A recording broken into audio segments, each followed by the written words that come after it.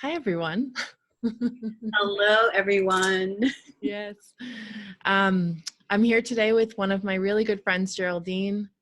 And I was just saying, I hope I can get through this without laughing constantly, because we just love each other so much and we have so much fun together. And I met Geraldine, who, by the way, is a brilliant body worker and shamanic healer and priestess and earth mother and all of these things. And she lives in New York City part-time and part-time in Hawaii. And I met her in 2013 in a bodywork, I think it was 2013. Wow. Yeah. In a class called neurokinetic therapy, which I've mentioned before on these interviews. And I think did we connect over my notes? I don't know. It was definitely your notes. I saw you taking frantic notes throughout the entire class, and I was like, I need to get in touch with her. Yep, that's what brought us together. Yeah. Back in the day, I was very nervous and anxious about making sure that I had all the information. Mm-hmm. And then I loved sharing. I mean, I took the notes. I might as well share them. So I printed them all out, and I even made myself a little like funny NKT binder. Yeah, you had that binder with the tabs and everything. Oh yeah, I was super organized. So, and I distinctly remember, and I still have saved in my phone this picture that you showed me on how to help someone who's having an emotional response during a healing session. And we'll share that later because it's fun and useful, especially in these times, I think. Yes. But first, Geraldine, will you tell me, kind of some of your life path and how you got to be where you are now and a little bit about you?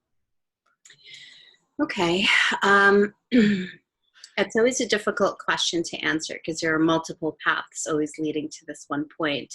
Yeah. So I think in this audience, I want to share more about my professional path or my spiritual path. Mm. So I started off as a biology and chemistry major in college. And after college, I went straight into pharmaceuticals. I worked in a hospital setting for 20 plus years. I didn't even know that, guys. Yeah. So I was a pharmacy technician and research assistant initially at a hospital in New Jersey. And then I retired that profession after working at a cancer hospital here in Manhattan. And it was at that time that I was exposed to their integrative medicine department. And there they offered massage therapy, acupuncture, sound therapy for cancer patients and their families. And I started going to a lot of these workshops that they were holding for families and the patients. And I got really intrigued by Eastern medicine, given that my path had been fully Western up until then. So I started getting massages, taking yoga, and I realized that that was really what helped me heal because of a car accident that I had in 1998. Mm-hmm. And that car accident is basically what shifted my entire life direction. There was loss of consciousness. I was in a wheelchair for a couple of months. I had to relearn how to walk. And it was really massage therapy and yoga that sort of helped me resurrect who I truly was beneath all that. Mm-hmm. So I went back to school, and I went to school part-time while working at the hospital, and I would practice on all the physicians and nurses inside the little lounge, and they would give me amazing feedback, and it was the best people to be able to work on. And finally, when I finished school, I just took a big jump and changed professions, and that's how I got into the healing arts. And when I first got into the healing arts, my intention was to go more into the Eastern route.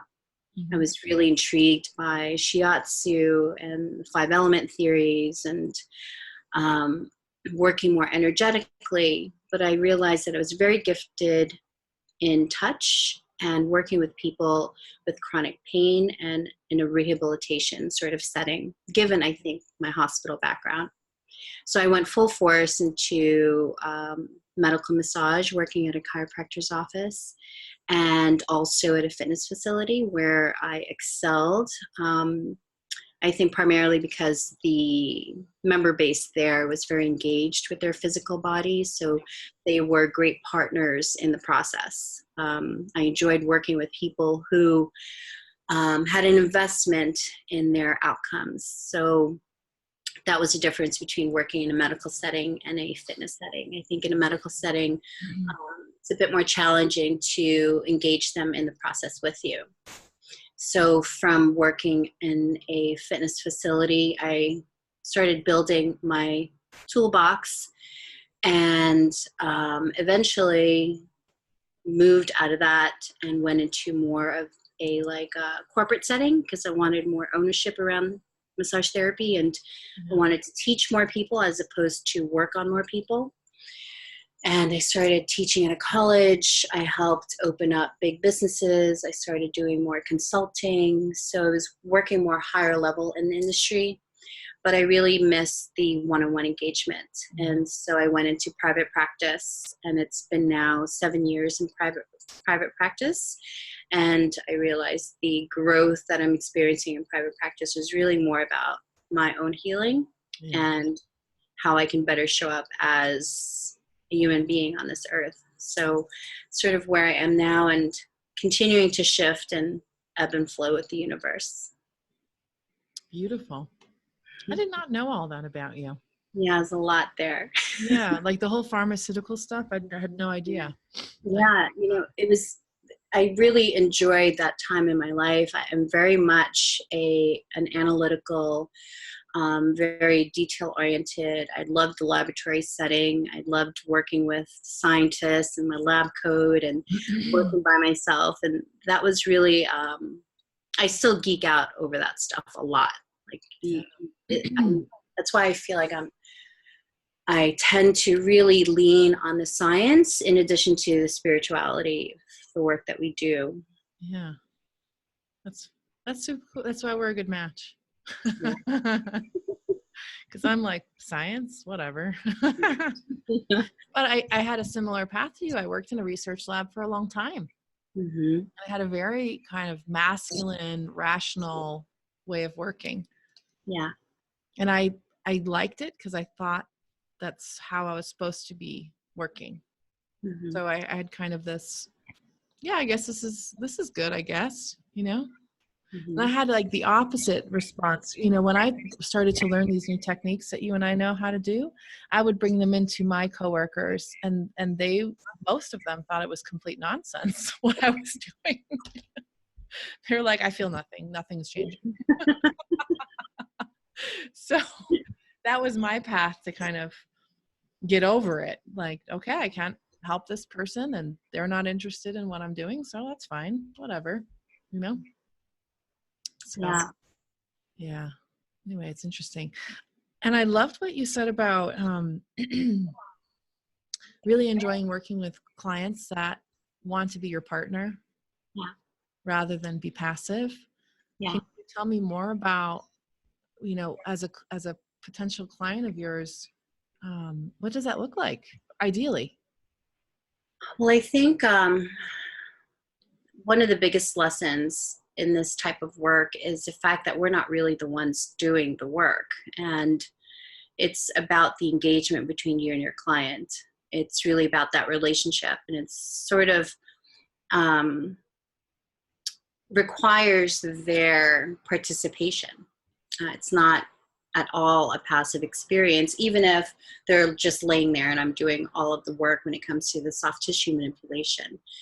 If they're not able to receive, or they're not open to the type of work that you're offering them, or if outside of the office, they're not integrating the work that you've done together in that hour or hour and a half or so, then the work becomes lost. And perhaps that's just not a good match in terms of client and practitioner. So, I understand that there are a lot of situations where you can just come and receive and then it serve your purpose. But I think in the work that I do with my clients, it's really about the ongoing engagement outside of the room.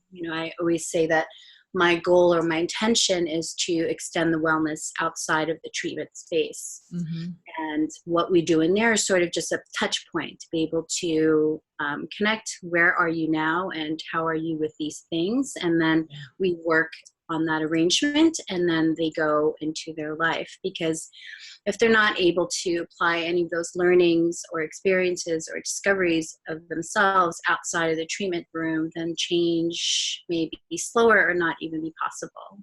Yeah. Just want to read something you're just bringing up to my mind.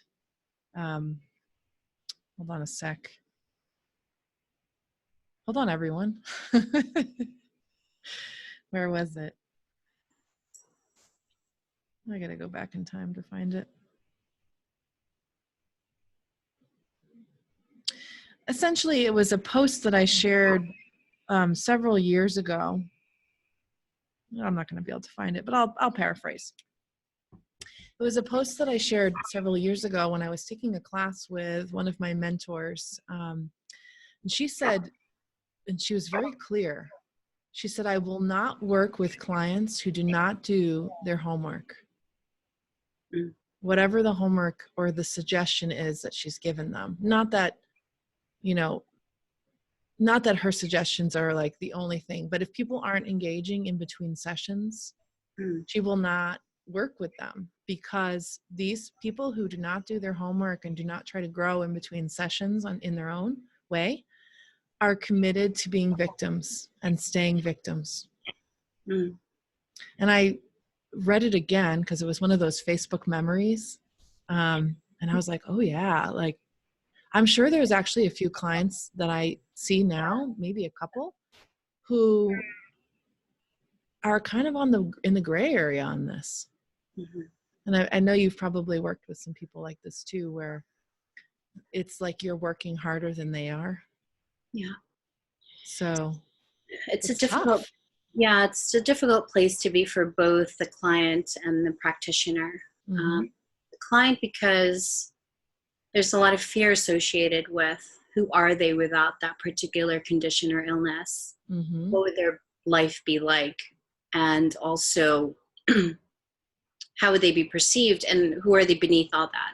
And then for the practitioner, it's also tough because there's a level of compassion that you have for your client in the situation. And at the same time, you can't really ask them to do anything they're not ready to do. And you also want to be able to have your time available for someone that could be ready for it. Yeah. So it's a tough place to be. I think in my experience or in my career, I can count them. I've only had 2 people that have been in that state where they weren't able to really move past their condition, and it really identified who they were. It was part of just how they showed up in this world. And I was just one of the people that was trying to help them get past whatever it was. And it was just part of their testimony to the see no one can help me sort of totally victim mentality. And it was tough for me because as a young practitioner starting off, I had a hard time wrapping my head around, well, I'm sure I can help them somehow. Oh yeah. So that was like, let me try something else. Exactly. Yeah. So there was a lot of opportunity there for me to learn as well. And so I'm grateful that they came onto my path. And it's been really nice to only have clients now that are really integrated part of the practice. And it's not very clear in terms of the homework assignment and what I ask of my clients. It's more of an energetic participation than it is a structured participation. Right. So a lot of my clients don't even know that the energetic connection is what's helping them move past all of these things they're moving past. Mm-hmm. And when they report back to me about some progress they've made or doors that have opened, there's no relation to the work that we've done. It's just like, oh, and by the way, this happened and this happened. But in reality, I know that it was because of that connection that we've made and that energetic exchange. Yeah. So the homework is not always very obvious. Right. Yeah.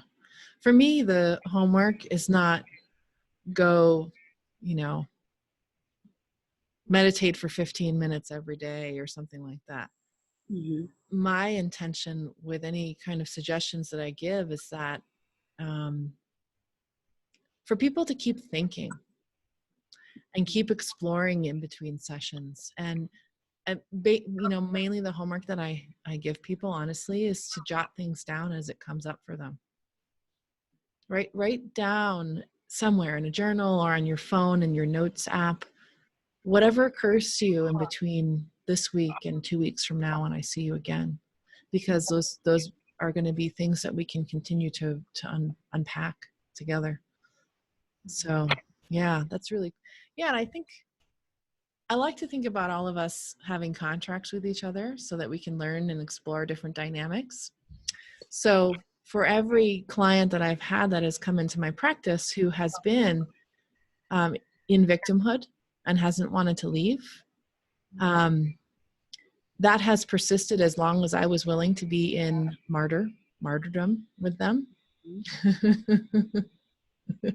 So if I was willing to rescue them and save them and then be pissed about it when they didn't do their homework or change or whatever, then the dynamic would continue. Mm-hmm. And when I could recognize, oh, I'm totally in martyrdom right now with this person, let me drop that, then they would either change or leave my practice. Mm-hmm. So it's kind of like a dance between the client and me and my stuff. And I got stuff. We all got stuff. Mm-hmm. But I have got to pat myself on the back. I have had so many clients over the last probably 3 years who are just in the perfect place to make huge transformations in their lives. And mm-hmm. I love working with people who are just super motivated in that way, or just courageously willing to do the work. And I think you froze, Geraldine. Stay tuned, folks.